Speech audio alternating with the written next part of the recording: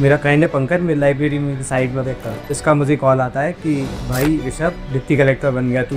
तो मैंने उससे बोला भाई मजाक मत कर, आज तबीयत मेरी बहुत ख़राब है, आज मजाक सहन नहीं होगा। वो कहता मत मान, मैं तेरे को लिस्ट भेज देता हूँ। और उसने लिस्ट भेजी और फिर मैंने लिस्ट में नाम लिखा, डिप्टी कलेक्टर बन गया फाइनली।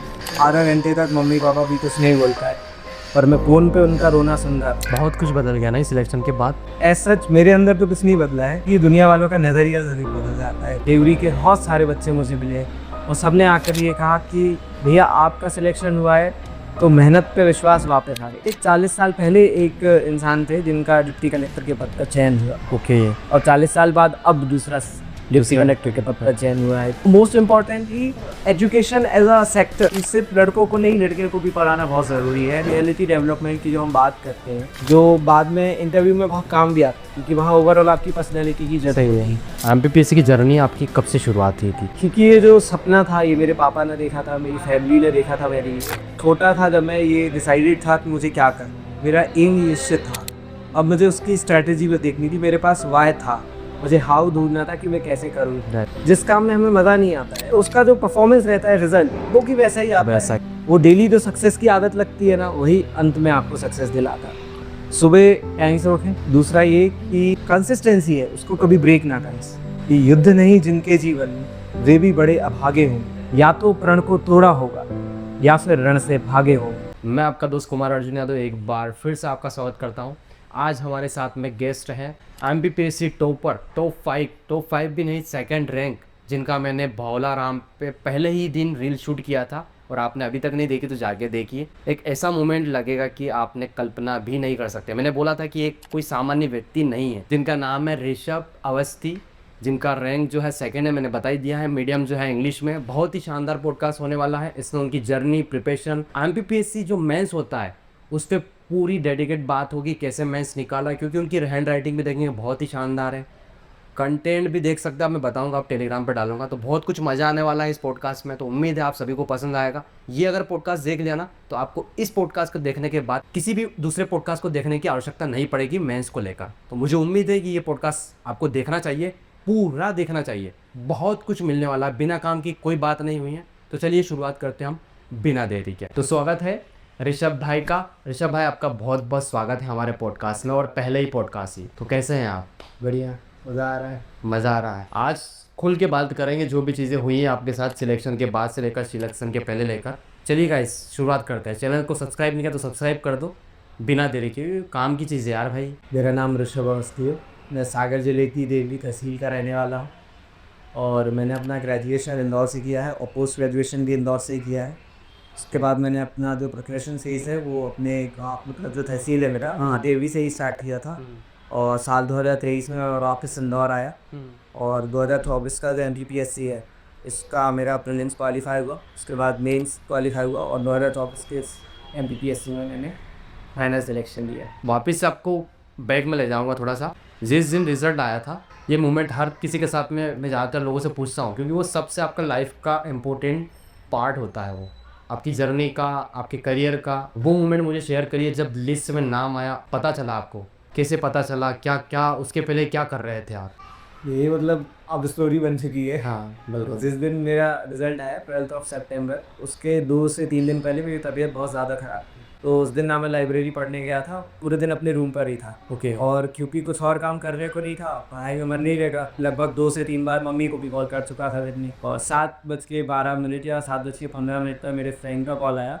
मैंने एक और वीडियो पे उसका नाम भी मेंशन किया है कि मेरा फ्रेंड है पंकज, मेरी लाइब्रेरी में साइड में करता है। इसका मुझे कॉल आता है कि भाई ऋषभ डिप्टी कलेक्टर बन गया तू। तो मैंने उससे बोला भाई मजाक मत करो, आज तबीयत मेरी बहुत ख़राब है, आज मजाक सहन नहीं होगा। वो कहता मत मान, मैं तेरे को लिस्ट भेज देता हूँ।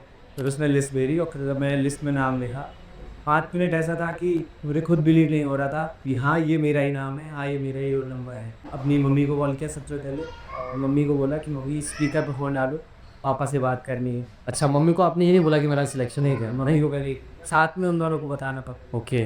मैंने मम्मी से ये बोला कि मम्मी आप स्पीकर को फ़ोन डालिए और मुझे पापा से बात करनी है। और फिर मैंने उनको बताया कि मम्मी डिप्टी कलेक्टर बनी है फाइनली, और रैंक 2 लगी है पूरे प्रदेश में।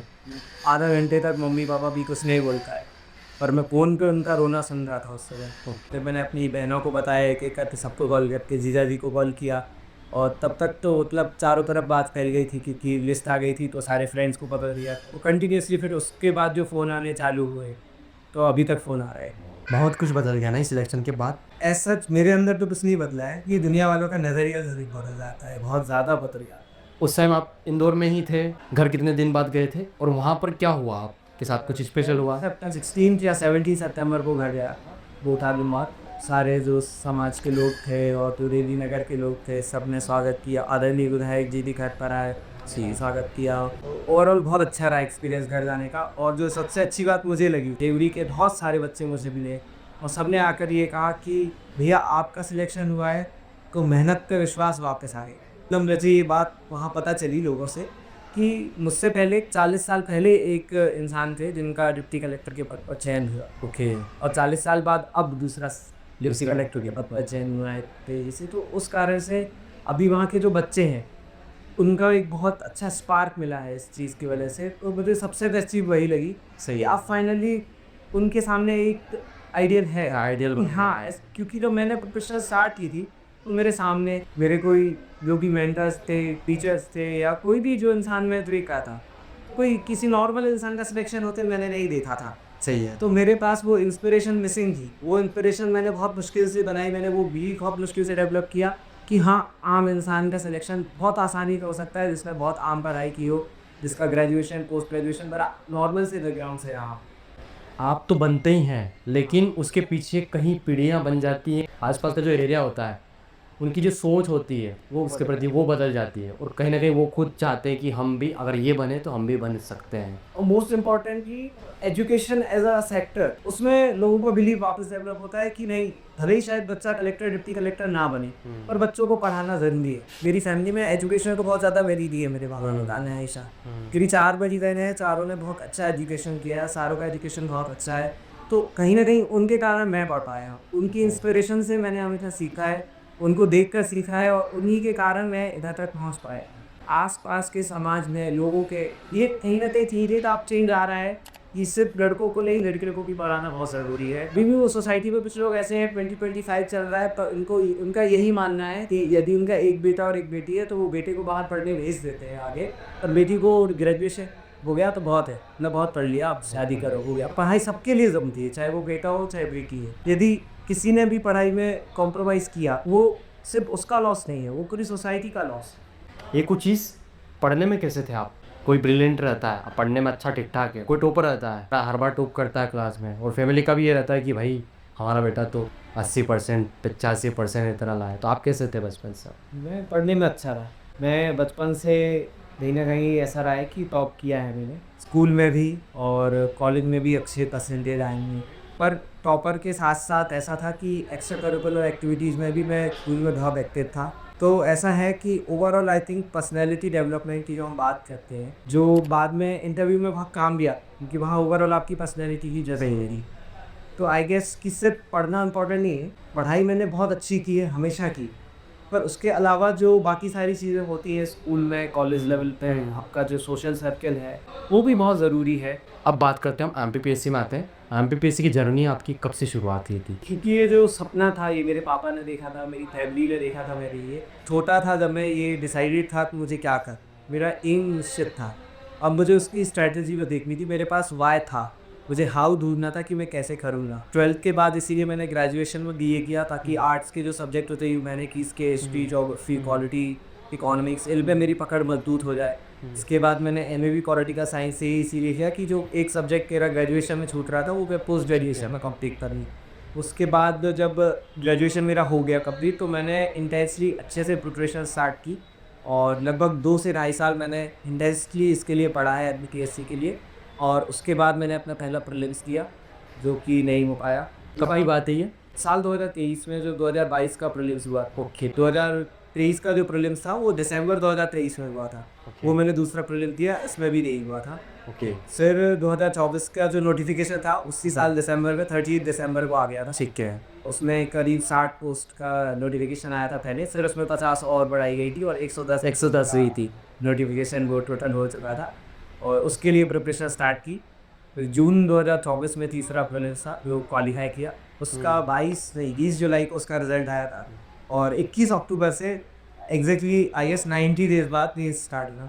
90 डेज में मेंस के लिए हो गए, तो 90 डेज में मेंस की प्रिपरेशन पहले भी थी। मैं पहले भी मेंस ओरिएंटेड होकर ही पढ़ता था कि आंसर राइटिंग पे हमेशा अच्छे से फोकस करना है, ये करना है। तो मतलब इस चीज़ को दिमाग में रखा हुआ था कि कल को मुझे मेंस का पेपर लिखना है, तो उस हिसाब से ही पढ़ो। तो 90 डेज में पूरा अपना मेंस का कवर करके फिर 21 से 26 अक्टूबर के बीच मेंस हुआ। 5 को मेंस का रिजल्ट आया था और 21 अगस्त को मेरा फाइनल इंटरव्यू हुआ और 12 सितंबर को फाइनल रिजल्ट आया। अच्छा, तीनों जो स्टेज रही हैं आपकी, प्री, मेंस और इंटरव्यू, इनको तीनों को देने के बाद आपको क्या फील हो रहा था? हो जाएगा मेरा? जैसे प्री का दिया आपने, देन लास्ट में हमको एक रहता है कि यार इस बार हो जाएगा, अच्छे खासे मार्क्स है मेरे। मेंस में भी रहता है कि हमने पूरा पेपर हो गया, सारे पेपर हो गए, नहीं इस बार बढ़िया गया है, फिर इस बार कुछ कमी रहेगी तो होगा। तीनों स्टेज में कुछ आ रहा था माइंड में आपके पास? तीनों स्टेज में जो मैं जिस स्टेज से सबसे ज़्यादा रहता था वो प्रीलिम्स है, क्योंकि प्रीलिम्स में मैं 2 बार फेल हो चुका था और प्रीलिम्स में बहुत ज़्यादा याद करने वाली चीज़ें भी होती है साथ में। जो मेरा थोड़ा वीक था वो पोर्शन, क्योंकि मेरे कॉन्सेप्चुअल अंडरस्टैंडिंग में मैं अच्छा हूँ, पर फैक्चुअल जो रिमेंबरिंग है वो थोड़ी कम है मेरी। ओके। तो प्रीलिम्स से मुझे बहुत डर लगता था पहले तो मुझे हमेशा प्रीलिम्स देने के बाद इस बात में अनश्योरिटी होती थी होगा या नहीं होगा। तो प्रीलिम्स में थोड़ा अनश्योर था क्योंकि पोस्ट भी कम थी 2024 में और बहुत बच्चों ने पेपर दिया हुआ था, तो कितना कट ऑफ जा रहा है इस बात का थोड़ी अनश्योरिटी थी।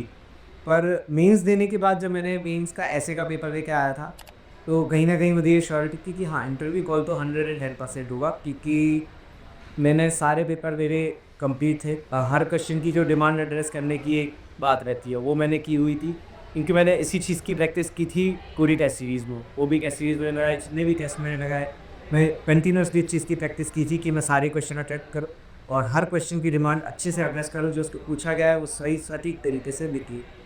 तो मेंस के बाद तो मैं श्योर था कि इंटरव्यू कॉल आएगा। फिर इंटरव्यू के बाद ज़रूर थोड़ा ऐसा हुआ, क्योंकि पहला इंटरव्यू था तो मुझे कोई रेफरेंस पॉइंट नहीं था मेरे पास कंपेयर करने के लिए कि ऐसा होना चाहिए कि ये इंटरव्यू बहुत अच्छा कहलाता है। तो इंटरव्यू के बाद वापस उसी जो प्रीलिम्स के बाद अनश्योरिटी थी कि लिस्ट में नाम आएगा कि नहीं आएगा, वो इंटरव्यू के बाद वापस वो अनश्योरिटी आ गई थी। बट स्टिल कहीं ना कहीं ऐसा लग रहा था कि हाँ मेंस अच्छा है तो शायद लिस्ट में कहीं नाम हो जाए। प्रीलिम्स में आपके 2 प्रीलिम्स रुके थे, राइट? वो जो प्रीलिम्स रुके थे वो आपने अच्छे से पढ़ के दिए थे, अच्छे से प्रिपेयर हो गया, फिर नहीं पढ़ा था उनके बारे में ज़्यादा कुछ, बस ऐसे ही? 2022 का जो प्रीलिम्स था उसके लिए मेरी प्रिपरेशन थोड़ी शायद कम थी। उस समय मैंने अच्छे से पढ़ाई नहीं की, मतलब कुछ चीज़ें थी जो मुझे पढ़नी चाहिए थी और ज़्यादा क्वेश्चंस लगाने चाहिए थे, जो मुझे खुद समझ में आया था कि ये मेरी कमियाँ। पर जो 2023 का प्रीलिम्स था मैंने काफ़ी हद तक उन कमियों पे काम किया था। बट स्टिल जो वो एग्ज़ाम फियर होता है और जो प्रेशर होता है एग्ज़ाम हॉल का, उसके कारण कहीं ना कहीं मैंने आते हुए 2-4 विषय फिर 2023 के प्रीलिम्स में गलत किए थे और उसके कारण फिर 2023 का प्रीलिम्स नहीं निकला था।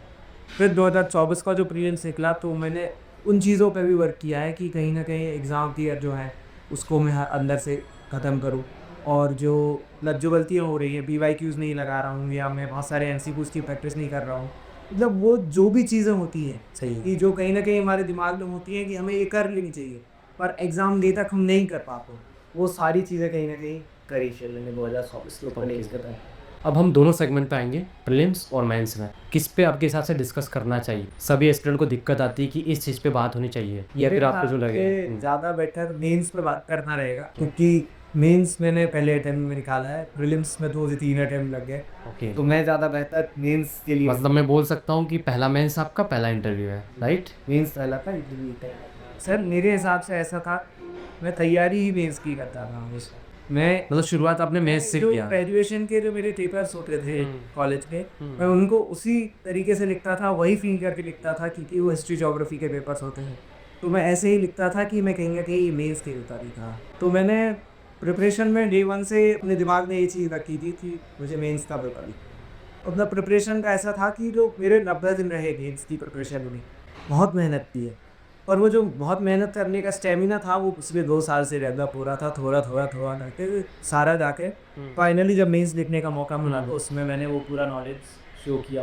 ओके, अच्छा, स्टार्टिंग में चैलेंजेस आते होंगे, प्रॉब्लम क्रिएट होती होगी, चाहे मेंस को लेकर हो, समझ नहीं आता होगा आपको कि कैसे नोट्स बनाओ, कैसे आंसर राइटिंग करूँ? शुरुआत में ऐसा भी होता है कि नंबर कम आ रहे हैं, हुआ था आपके साथ में? नहीं, ये कॉन्फिडेंस डेवलप करता है इंसान, क्योंकि मेरा जो टेस्ट सीरीज़ का रैंक रहता था हाँ। वो हमेशा फर्स्ट सेकंड या थर्ड रैंक में ही रहता था। अच्छा। प्रीलिम्स की प्रीलिम्स की टेस्ट सीरीज़ में मेरी कभी रैंक नहीं लगी, पर मेंस की जो टेस्ट सीरीज़ रही है, मतलब जितने भी टेस्ट दिए हैं मैंने, हमेशा फर्स्ट सेकंड या थर्ड रैंक पे ही रहा हूँ। अब मेंस में थोड़ा सा डिटेल से बात करूँगा, क्योंकि मेंस की जो आपकी अप्रोच है आपने बता ही दिया, काफ़ी स्ट्रॉन्ग कमांड थी आपकी। अगर किसी को अपना मेंस स्ट्रॉन्ग करना है और सिलेक्शन का भी मेन आई थिंक मुझे लगता है कि मेंस ही आपका, डेफिनेट अगर रैंक लाना है या फिर सिलेक्शन भी लेना है तो मेंस ही आपको आगे लेके जाएगा, तो उस पर काम करना चाहिए। अगर किसी का नहीं निकल रहा है या किसी को समझ नहीं आ रहा है कि आपका मेंस कैसे स्ट्रॉन्ग करे, बताइए मुझे क्या क्या चीज़ें फॉलो करनी चाहिए। मुझे लगता है कि मेंस की प्रिपरेशन पहले तो प्रीलिम्स के पहले होनी चाहिए। आप जब प्रीलिम्स देने जा रहे हो उससे पहले कहीं ना कहीं मेंस पूरा कवर होना चाहिए। ओके। डायरेक्टली आप हर टॉपिक ना भी पढ़ो, तब भी बेसिक जो पार्ट है सिलेबस पढ़ना और जो कंसेप्चुअल अंडरस्टैंडिंग है वो बहुत क्लियर होना चाहिए, क्योंकि प्री और मेंस के बीच में हमेशा इतना समय नहीं होता है कि आप कंसेप्चुअल क्लैरिटी डेवलप करें। कंसेप्चुअल क्लैरिटी पहले से ही होनी चाहिए आपको। इसके अलावा मेंस में जो स्कोरिंग का की है मेरे हिसाब से वो है ढेर सारे एग्जांपल्स, करंट रेलेवेंट एग्जांपल्स और आंसर राइटिंग डायनेमिक थी, जिसमें आप मल्टीपल डायमेंशंस मेंशन कर सको। अगर क्वेश्चन में एक चीज़ पूछी गई है तो आप उसको मल्टीपल तरीके से एक्सप्लेन कर सकते हो। ओके। अगर कोई प्रॉब्लम पूछी गई है तो आप उस प्रॉब्लम की रीजंस मल्टीपल डायमेंशंस में दे सको, तो उसके सॉल्यूशन भी आप दे सको और गवर्नमेंट उसके सॉल्यूशन के लिए क्या कर रही है आप वो प्रोग्राम्स भी मेंशन कर पाओ, कंफ्यूजन या कन्फ्यूजन के तरह। तो अपने आंसर को एक कंप्लीट सेट बना कि शुरू से आखिर तक आंसर ऐसा न लगे कि ऊपर कुछ और लिखा है या किसी और चीज़ के बारे में बात चल रही है और नीचे को आंसर एक जैसा ही लगना चाहिए ऊपर से नीचे। ओके। और एक जैसा लगने के साथ साथ उस आंसर में इतनी चीज़ें मेंशन होनी चाहिए, इतने डायमेंशंस होने चाहिए, जो क्वेश्चन की डिमांड है वो पूरी 360 डिग्री एड्रेस हो। ओके। ऐसा ना हो कि क्वेश्चन का कोई एक पार्ट छूट गया। अगर इसी को हम कहते हैं कि क्वेश्चन की डिमांड एड्रेस की, ओके। कि जो जो भी क्वेश्चन में मेन क्रक्स उसका पूछा गया है वो आपने बहुत अच्छे से अपने आंसर में शो किया है कि हाँ ये था, ये आंसर है, इसकी ये एग्जांपल्स हैं, ये इसका प्रेजेंट में रेलेवेंस है, अगर पॉसिबल हो तो ज़रूर रेलेवेंस। और सोर्सेज का मैं ये कहूँगा कि मार्केट में बहुत सारी बुक्स अवेलेबल हैं, बहुत सारी कोचिंग के नोट्स अवेलेबल हैं और ऑलमोस्ट हर नोट्स कहीं ना कहीं उसी लेवल का है। कुछ नोट्स बहुत अच्छे हैं, कुछ नोट्स में थोड़ा कम, लेकिन ज़्यादा फोकस इस पर होना चाहिए कि हमने जो पढ़ा है, किसी भी कोचिंग का नोट्स हो या फिर हमारे खुद के बनाए हुए शॉर्ट नोट्स हो या फिर कोई टीचर के बनाए हुए नोट्स हो, फोकस इस बात पर होना चाहिए कि अगर हमने वो नोट्स पढ़े हैं तो हम उसे अपनी कॉपी में प्रेजेंट कर पाएँ। जो हमारा नॉलेज है उसे हम उस पेपर पे दिखा पाएँ कि हाँ हमने ये पढ़ा है, ये हमने लिखा है। क्योंकि हम पढ़ बहुत सारा लेंगे और कॉपी पे लिख नहीं पाएंगे तो पॉइंट नहीं है उसका पढ़ाई, बिकॉज पीएचडी नहीं है ये, इट इज़ मेंस एग्जामिनेशन। आपको टॉपिक्स बहुत स्पेसिफिकली सिलेबस में मेंशन है, बहुत क्लैरिटी से सिलेबस में है, बहुत डिटेल में सिलेबस में एक एक टॉपिक मेंशन है। तो सारे टॉपिक्स पे आपको अच्छी पकड़ होनी चाहिए, सारे टॉपिक्स की अंडरस्टैंडिंग क्लियर होनी चाहिए, इसकी डेफिनेशंस याद होनी चाहिए, उनके टाइप्स याद होने चाहिए, टाइप्स के अलावा उनके एग्जाम्पल्स, उसका जो करंट रेलेवेंस हो वो पता होना चाहिए, और गवर्नमेंट जो उसके लिए स्कीम्स चला रही है, गवर्नमेंट जो प्रोग्राम्स है वो बहुत अच्छे से याद होनी चाहिए।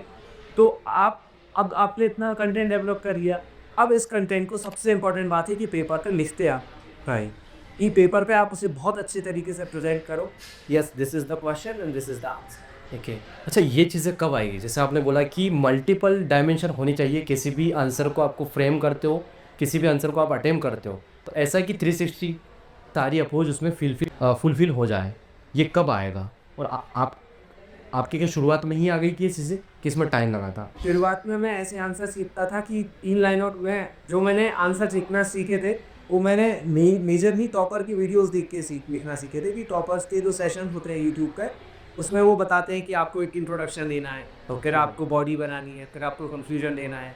तो ये आइडिया लग गया था कि अच्छा आंसर में 3 पार्ट्स क्लियरली विजिबल होना चाहिए जो बड़े आंसर्स हैं। 7 मार्कर्स में कम भी होगा तो भी चलेगा, उसमें बाई चांस आपने कंफ्यूजन नहीं लिखा है तो चलेगा। इंट्रो और बॉडी में हो जाता है काम, क्योंकि 7 मार्कर में स्पेस कम होता है।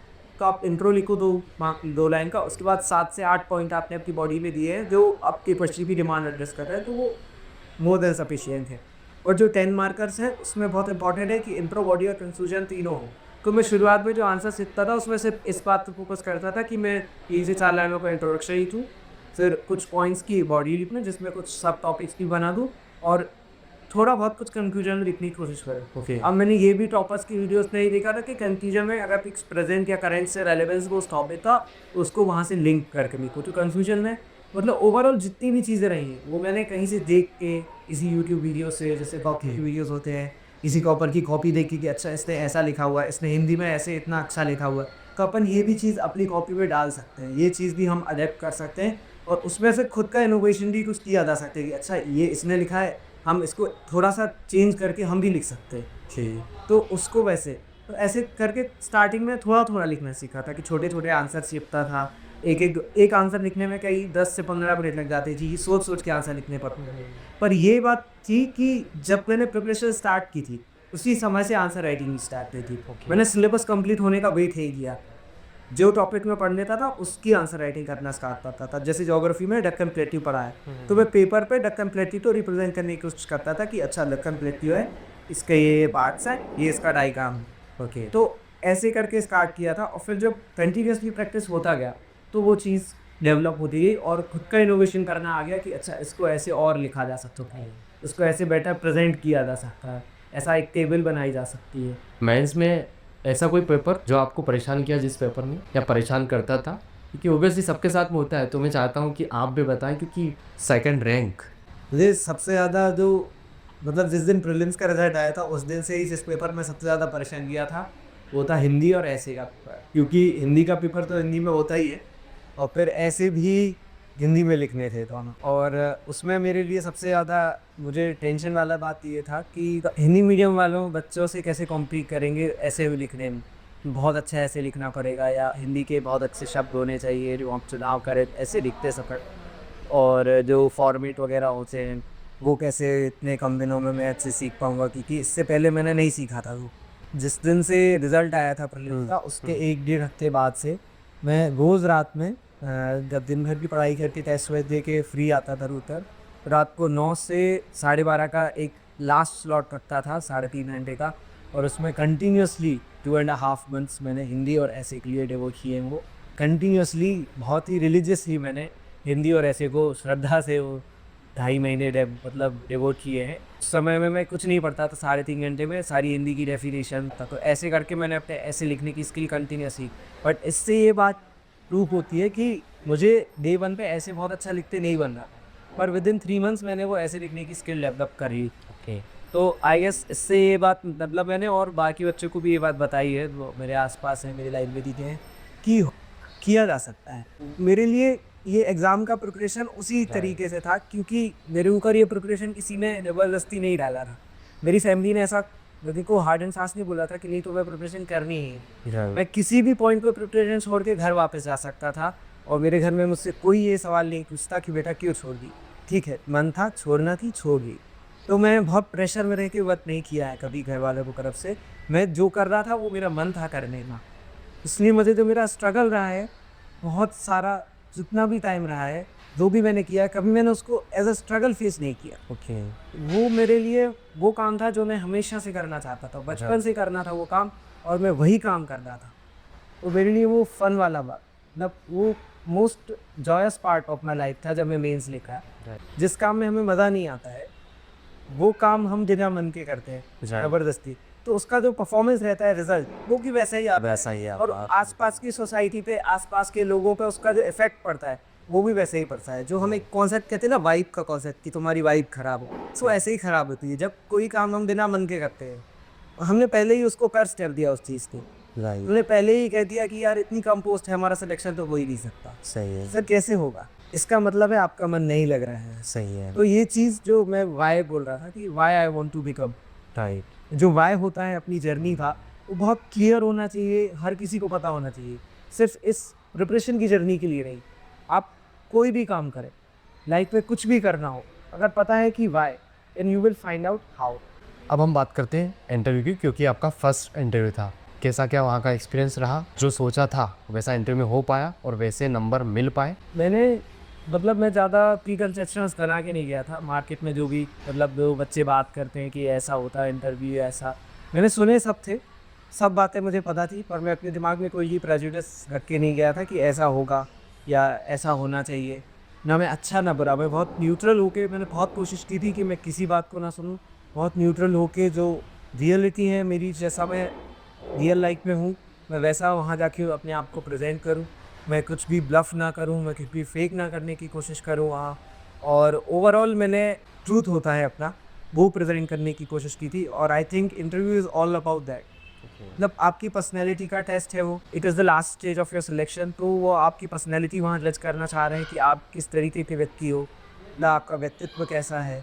तो मुझे लगता है कि जितना सत्य के करीब रहोगे आप, अपने सत्य के करीब, उतने अच्छे नंबर मिलेंगे इंटरव्यू। राइट। अच्छा, मेंस में और इंटरव्यू में कितना क्या स्कोर रहा था? मेंस में मेरा 806.5 रहा है ओके। और इंटरव्यू में मेरा 139 स्कोर। 139 काफ़ी अच्छा स्कोर है अगर मेंस में भी देखा जाए और इंटरव्यू में देखा जाए, क्योंकि इस बार इंटरव्यू में कम नंबर मिले हैं सबको, उसकी कंपेयर में आपके बेस्ट नंबर मिले देखा जाए, क्योंकि 150 150 हाई है। हाईएस्ट है। अब इंदौर की लाइफ के बारे में पूछना चाहूँगा मैं, इंदौर की कैसी लाइफ रही, जितना समय भी आपने यहाँ पे गुजारा है, दोस्ती यारी, घूमना फिरना, क्या क्या चीज़ें हुई? नॉर्थ मुझे तो बहुत पसंद है, क्योंकि मेरा ग्रेजुएशन भी यहीं हुआ है, फिर उसके बाद पोस्ट ग्रेजुएशन भी मैंने नॉर्थ से ही किया है। अच्छा, ग्रेजुएशन आपका अटल बिहारी से हुआ है ना? गवर्नमेंट आर्ट्स एंड कॉमर्स करी। मोर और लेस बहुत ज़्यादा ऑफिसर्स निकलते हैं वहाँ से, राइट। क्योंकि हर जो बच्चा कहीं ना कहीं प्रभुत्व क्षेत्र में सपना लेकर आता है कि मुझे कलेक्टर बनना है, डिप्टी कलेक्टर बनना है, वो ग्रेजुएशन वहीं से करता है, उसी कॉलेज से करता है, GACC से। तो मुझे लगता है कि बहुत सारे मेरे सीनियर भी होंगे और मेरे आने वाले जूनियर्स भी होंगे उस कॉलेज के, जो ऑफिसर्स बने। फ्रेंड सर्कल कैसा क्या था आपका? मेरा फ्रेंड सर्कल स्कूल टाइम से ही बड़ा लिमिटेड रहा है। सोशल में हमेशा रहता, मतलब हमेशा से बहुत सारे लोगों से बातचीत रही है, पर मेरा जो मेन फ्रेंड सर्कल रहा है स्कूल टाइम में भी बहुत छोटा रहा है, 2 या 3 फ्रेंड्स का। और कॉलेज टाइम पे भी ये मेरे सर्कल में मेरे अलावा 5 मेरे दोस्त थे, कॉलेज से ही थे। और जो आज मेरा सिलेक्शन के बाद जो सीन है, उसमें भी वो 5 दोस्त ही मेरे साथ हैं। कहीं ना कहीं उनको भी क्रेडिट जाता है। डेफिनेटली सर, मुझे लगता है कि एक बिलीफ सिस्टम होता है जो आपके आसपास लोग बनाते हैं, आपकी फैमिली का बहुत बड़ा हाथ होता है। सेकंड आता है मेरे हिसाब से, वो है फ्रेंड्स। मेरे फ्रेंड्स ने मुझे इनन्यूमरेबल टाइम से बोला है कि किसी और का सिलेक्शन हो ना हो, तुम्हारा सिलेक्शन ज़रूर हो। एक मोमेंट आपका रील वाला देखा था मैंने, जो मेरे पास आया भी था आपका। आप जब घर गए थे सिलेक्शन के बाद, आपने आपके पापा को गले लगाया, देन आपकी मम्मी के आपने ऐसे हाथ करके दोनों पैर, मतलब आप नीचे झुक गए पूरा, मतलब क्या फील कर रहे थे उस टाइम आप? ऐसे बहुत सालों के किसी युद्ध पे निकलते हैं और फिर जब वो युद्ध जीत के घर लौट कर आते कि हाँ देखो मम्मी पापा, और जो सपना लेकर घर से निकला था एक, मैं वो पूरा करके नहीं पा। मैंने नाम डुबाया नहीं है, मैंने नाम आपकी संस्कारों की लाज रख दी। मैंने जो भी आपने आज सिखाया था मुझे आज तक, मैंने दुनिया को बता दिया है कि देखो मेरे मम्मी पापा ने मुझे ये सिखाया है। मुझे लगता है उसका जो पूरा मतलब जो इमोशंस थे मेरे अंदर, जो इतने सालों के संस्कार थे, वो सब जाके एक साथ, मतलब मुझे और कुछ समझ में नहीं आ रहा था। तो मैंने पहले अपने पापा के पैर छुए, उन्होंने उठा के मुझे गले लगा लिया, फिर मम्मी के पैर छुए, उन्होंने भी उठा के मुझे। लेकिन जो आपकी मम्मी वाला जो मोमेंट था, मुझे काफ़ी उसने मतलब एक अंदर ही अलग ही क्रिएट किया था, क्योंकि आपने जो पैर छूने का जो वो था ना तरीका, हम ऐसे पैर छूते हैं, लेकिन आपने झुक के पूरे दोनों हाथ मम्मी को पैर पकड़ लिया आकर। ईश्वर है एक तो, और ईश्वर के बाद आई थिंक जो दूसरा स्थान आता है वो माँ का ही आता है। जो भी जीवन में जितना भी है वो सब उन्हीं का है। तो वह इसीलिए पूरे तरीके से, मतलब वो ऐसे ही था, वो इंस्टेंट था, मैं उसको ऐसा सोच के नहीं हुआ था, क्योंकि पैर छूने थे सही जाके। सही हुआ। जैसे ही मैं झुका तो मेरा अपनी पर पूरा झुक जा, और अब तो जो भी है वो इधर ही है। और यही दिन था झुकने का ना? इसी दिन के लिए मैं आज तक तैयारी कर रहा था कि एक दिन आके बताऊंगा कि देखो कर दिया। एस्पिरेंट जो लाइफ रहती है उसमें एक रोने वाला सीन रहता है कि लड़कियां हमेशा रोती हैं, लेकिन लड़के जो हैं बहुत मुश्किल से आता है रोना। आपके साथ हुआ है ऐसा कुछ सीन? रोना तो मुझे आया है। प्रीलिम्स नहीं निकला था जब मेरा 2023 साल, जो दिसंबर 2024 में प्रीलिम्स हुआ था, वो नहीं निकला था। दूसरा प्रीलिम्स था, नहीं निकला था।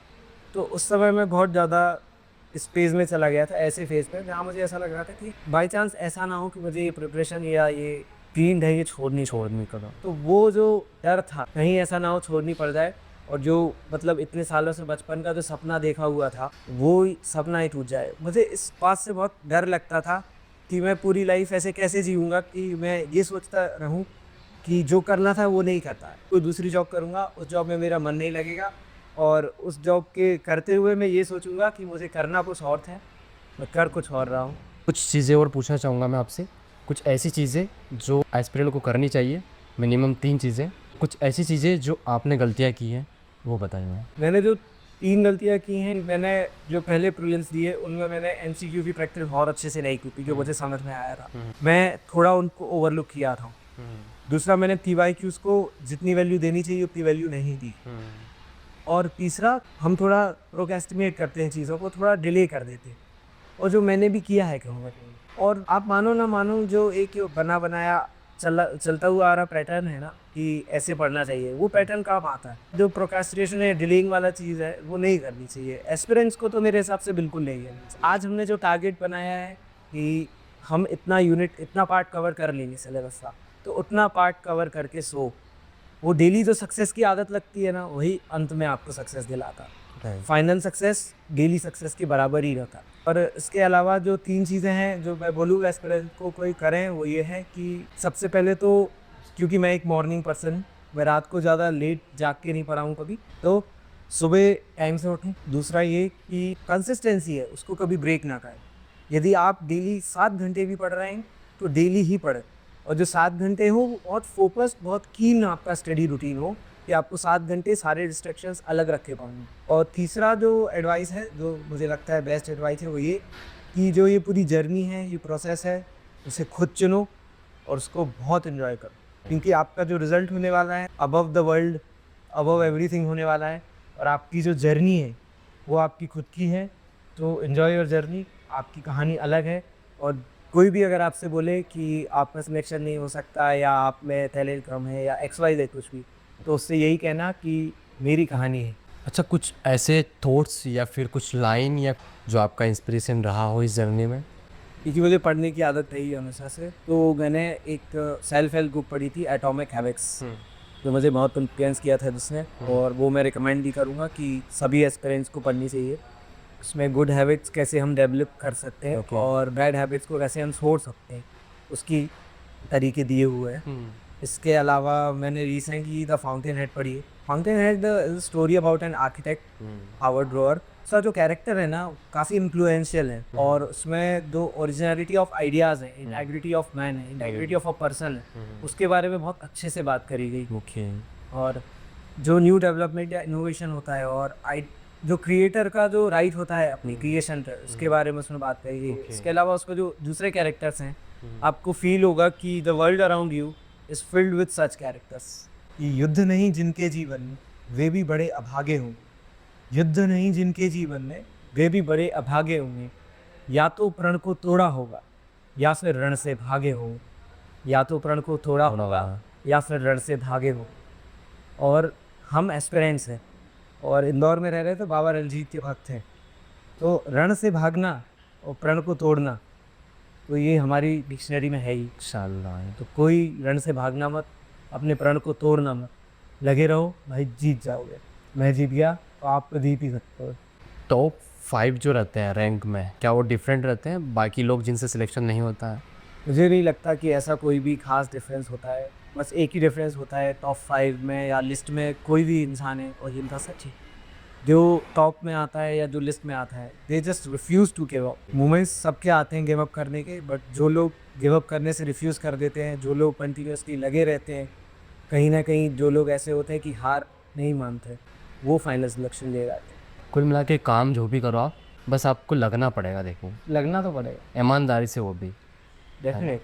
XYZ आप कोई भी काम करो, कोई भी प्रोफेशन में हो, अगर मेहनत नहीं कर रहे तो आप उसमें ग्रोथ नहीं कर पाओ। मैंने कहीं पढ़ा था कि सुबह 5 बजे से 3 लोग ही उठते हैं, माँ, मेहनत और मजबूरी। बढ़िया लगा honestly. Thank you so much. Thank you भाई, और पहला पॉडकास्ट करने के लिए मेरा सौभाग्य है, मेरा पॉडकास्ट हो रहा है। Once again thank you so much. कैसा क्या एक्सपीरियंस रहा? बढ़िया है, मज़ा आया। उम्मीद है आप सभी को पसंद आएगा ये पॉडकास्ट। कोशिश यही थी कि जितना बेस्ट हो सके अपना बेस्ट दूँ, और भैया ने भी बेस्ट दिया अपना। जो भी चीज़ें थी, जो भी फॉलो किया, कैसे रैंक सेकंड लाए। मैं भी, अगर आप भी मेहनत करेंगे तो ये इनकी तो सेकंड आई है भैया, कि आपकी फर्स्ट आ सकती है। नहीं, अगला पॉडकास्ट आपका ही होगा ना, आपका ही होगा। मैं आपका इंतज़ार कर रहा हूँ। आप कमेंट करके ज़रूर बताएं आप कब ला रहे हैं रैंक फर्स्ट। आपका पॉडकास्ट लेने में आपके घर आऊँगा, ऑनेस्टली बता रहा हूँ, बस आप तो बताइएगा। उम्मीद है अभी तक आपने चैनल को सब्सक्राइब कर दिया, अगर अभी तक नहीं किया तो कर दीजिए। और टेलीग्राम चैनल से नहीं जुड़े हैं तो डिस्क्रिप्शन में लिंक दे रखा है, वहाँ से जुड़ जाइए, क्योंकि ये जो टेस्ट कॉपी वगैरह हैं या फिर नोट्स हैं भैया के, ना अगले जो सेगमेंट है 5 से 10 मिनट का उसमें दिखाऊंगा मैं ज़रूर, ठीक है। तो नेक्स्ट भी इसके बाद आने वाला है, तो चैनल के साथ ज़रूर जुड़ जाइए। चलिए मिलते हैं अगले पॉडकास्ट में।